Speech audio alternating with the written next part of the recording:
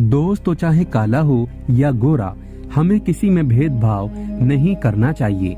हम सभी ईश्वर की संतान है और ईश्वर एक है।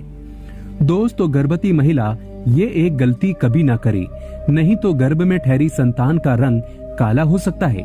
आइए जानते हैं ज्योतिष शास्त्र के अनुसार बच्चों का रंग काला किन वजहों से पड़ता है। दोस्तों, वैसे तो प्रेगनेंसी में बच्चे का रंग माँ और बाप के डीएनए पर निर्भर करता है। अगर माँ और बाप दोनों का रंग गोरा होता है तो इसकी ज्यादा संभावना होती है कि बच्चे का रंग भी गोरा होगा। ठीक इसी के विपरीत अगर माँ और बाप दोनों का रंग सावला होता है तो इसकी ज्यादा संभावना होती है कि बच्चे का रंग भी सावला हो सकता है। अगर माँ और बाप में से किसी एक का रंग गोरा है और किसी एक का काला, तो बच्चे का रंग गोरा भी हो सकता है या सावला और काला भी हो सकता है। लेकिन आज हम ज्योतिष शास्त्र के अनुसार कुछ ऐसी बातें बताने वाले हैं जिसकी वजह से होने वाले शिशु का रंग काला पड़ जाता है। आप ऐसी गलती कभी मत करना, नहीं तो आपका होने वाला शिशु काला हो सकता है। तो चलिए जानते हैं। दोस्तों, नंबर 1, जब पड़ता हो सूर्य ग्रहण। गरुड़ पुराण के अनुसार गर्भवती महिला सूर्य ग्रहण के दौरान अक्सर कई ऐसी गलतियां कर देती है जिसकी वजह से होने वाले शिशु पर दोष लगता है और इसी कारण संतान या तो सांवली हो जाती है या फिर काली। सूर्य ग्रहण की जब बुरी दृष्टि पड़ती है तो होने वाले शिशु को कष्ट होते हैं। माना जाता है कि सूर्य से निकली हानिकारक किरणें शिशु के लिए विष का काम करती है, जिससे उसका रंग काला पड़ जाता है। सूर्य ग्रहण के दौरान गर्भवती महिला को कभी भी बाहर नहीं निकलना चाहिए। दोस्तों, नंबर 2, मंगलवार, बृहस्पतिवार, शनिवार, ये तीनों ग्रह अत्यंत क्रोधी माने गए हैं। शास्त्रों में बताया जाता है कि इन दिनों में शारीरिक संबंध बनाने से या इस दिन गर्भ में ठहरी संतान फलीभूत नहीं होती। मंगलवार, बृहस्पतिवार, शनि के दोष के कारण शिशु का रंग काला पड़ जाता है और वहीं ऐसा भी माना जाता है कि इन दिनों में गर्भ में ठहरी संतान किन्नर के रूप में भी हो सकती है।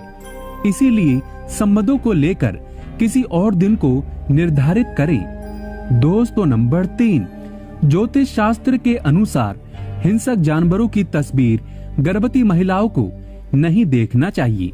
इससे भी शिशु पर बुरा असर पड़ता है। गर्भवती महिलाओं को एकदम नंगी आंखों से सूर्य की किरणें नहीं देखना चाहिए। इससे भी शिशु पर बुरा असर पड़ता है और उसका रंग काला पड़ जाता है। गर्भवती महिलाओं को धूप में ज्यादा समय के लिए नहीं निकलना चाहिए, नहीं तो शिशु का रंग काला पड़ सकता है। दोस्तों, नंबर 4, बुजुर्गों के अनुसार गर्भवती महिलाओं को काली चीजों का सेवन नहीं करना चाहिए। इससे भी शिशु या तो सांवला पड़ जाता है या फिर काला। ज्यादा से ज्यादा काली चीजें खाने से भी शिशु का रंग काला पड़ जाता है। गर्भवती महिलाओं को ज्यादा से ज्यादा सुबह के समय काली चीजें देखने से बचना चाहिए, क्योंकि इससे शिशु का रंग काला पड़ सकता है। और वहीं मांस मदिरा पीने वाली, धूम्रपान करने वाली महिला का शिशु भी काला हो सकता है। किसी मनहूस व्यक्ति को देखने पर या लड़ाई झगड़े देखने पर शिशु को दोष लगता है और उसका रंग काला पड़ जाता है। इसीलिए हमेशा अच्छी चीजों के ही दर्शन करें, क्योंकि इससे शिशु फलीभूत होता है और कामयाब भी। दोस्तों, नंबर 5, प्रेगनेंसी में ज्यादा मेडिसिन लेने से भी संतान काली पड़ जाती है। माना कि प्रेगनेंसी में मेडिसिन लेनी चाहिए, लेकिन कम मात्रा में और डॉक्टर की सलाह पर ही लेनी चाहिए। ज्योतिष शास्त्र में बताया जाता है कि गर्भवती महिलाओं को अपना पेट किसी पराई स्त्री को या बार बार इसका प्रदर्शन नहीं करना चाहिए। इससे भी होने वाला शिशु काला पड़ जाता है और नजर दोष का शिकार हो सकता है। गर्भवती महिलाओं को अपना पेट हमेशा ढककर रखना चाहिए और जरूरत पड़ने पर ही डॉक्टर को दिखाना चाहिए। दोस्तों, गर्भ में लड़का है या फिर लड़की, आज हम आपको 70% इसका सच बताने वाले हैं। लेकिन इससे पहले हम आपको बता दें, ये एक तरह का मिथ है और कुछ भी नहीं। लड़का और लड़की में कोई भी फर्क नहीं होता। इस वीडियो को बनाने का मतलब बस इंटरटेनमेंट है और कुछ भी नहीं। दोस्तों, प्रेग्नेंट होने के बाद हर महिला और पुरुष ये सोचने लगते हैं कि उसकी आने वाली पीढ़ी क्या है, मतलब गर्भ में लड़का है या फिर लड़की। इस बात से परेशान हर माँ बाप कोई ना कोई जुगाड़ ढूंढते ही रहते हैं कि किस तरह से ये पता लगाया जाए कि आखिर पेट में पल रहा बच्चा लड़का है या फिर लड़की। तो चलिए जानते हैं। दोस्तों, नंबर 1, हार्ट की स्पीड। जो बच्चा आपके पेट में है, अगर उसके हार्ट का रेट 140 बीएमपी है तो आपके पेट में लड़का होने की आशंका है, और अगर ज्यादा है तो लड़की। दोस्तों, नंबर 2, अगर आपका मन घबराता है और कमजोरी सी महसूस होती है और बार बार उल्टी आना, चक्कर आना होता रहता है तो पेट में लड़की होने की आशंका बनी रहती है। दोस्तों, नंबर 3, चेहरे पर ध्यान से देखें। अगर आपके चेहरे की रंगत उड़ गई है, निखार पूरी तरह से गायब हो गया है तो मतलब साफ है, गर्भ में लड़का है। दोस्तों, नंबर 4, मिली जानकारी के अनुसार जब इस बात पर शोध किया गया तो पता चला कि जो महिला खट्टा और तीखा ज्यादा खाती है तो उनकी होने वाली संतान बेटा पाई गई। दोस्तों, नंबर 5, खाने के मामले में लड़कियां लड़कों से पीछे रहती हैं, खासतौर से जब महिला गर्भवती हो जाए। ऐसे में जो महिला ज्यादा खाना खाने लगे तो होने वाला शिशु बेटा साबित होता है।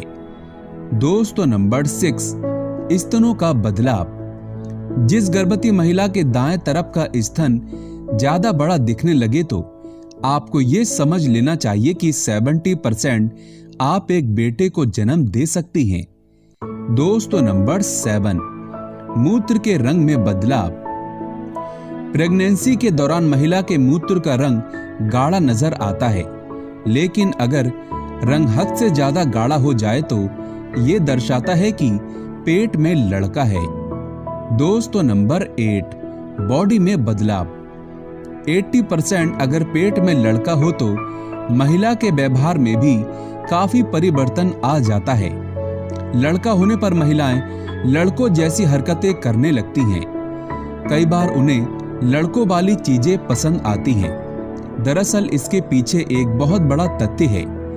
दरअसल जब महिला के पेट में लड़का होता है तो उसके अंदर मर्दों वाले गुण पनपते हैं, जिसकी वजह से महिला के स्वभाव में काफी हद तक परिवर्तन हो जाता है। दोस्तों, नंबर 9, हमारे आसपास समाज के और भी कई लोगों का ये कहना है कि अगर आपके पेट में पल रहा बच्चा नीचे की ओर झुका हुआ है तो और आपका पेट भी नीचे की ओर ज्यादा निकला हुआ है तो ये बात दर्शाती है कि आपके पेट में पल रहा बच्चा 70% लड़का है। दोस्तों, नंबर 10, गुस्सा आना। जिस गर्भवती महिला को अधिक से ज्यादा अगर गुस्सा आने लगे या उसका दम सा घुटने लगा है तो इस बात से हम ये अंदाजा लगा सकते हैं कि गर्भ में बेटी है। वहीं जिस गर्भवती महिला का मन बाहर घूमने का करता है या फिर मस्ती करना या फिर खेलने का करता है तो इससे भी हम ये पता लगा सकते हैं कि गर्भ में बेटी है। दोस्तों, जरूरी जानकारी। शास्त्रों के अनुसार कृष्ण भगवान कहते हैं, जिस घर में बेटियां जन्म नहीं लेती तो वो घर अपवित्र माना जाता है, क्योंकि बेटियों के घर में आने पर घर पवित्र होता है। व्यक्ति के अगले पिछले पाप भी सब खत्म हो जाते हैं और अगले जन्म में उस व्यक्ति को इस जन्म में बेटी की सेवा करने हेतु कई करोड़ों पुण्य हासिल हो जाते हैं और अगले जन्म में वो व्यक्ति 1000 गुना सुख की प्राप्ति पाता है। दोस्तों, आचार्य चाणक्य ने कहा था, ऐसी औरत कभी मां नहीं बनती। सुनकर आपके पैरों तले से जमीन खिसक जाएगी। चाणक्य कहते हैं, ऐसी औरत हमेशा बांझ रहती है। अगर आपके भी नहीं है संतान तो ये जानकारी आपके लिए। तो चलिए जानते हैं। दोस्तों, नंबर 1, पशुओं के नवजात पर अत्याचार। आचार्य चाणक्य नीति के अनुसार जो स्त्री किसी पशु के नवजात पर अत्याचार करती हो तो उसके कभी संतान नहीं होती।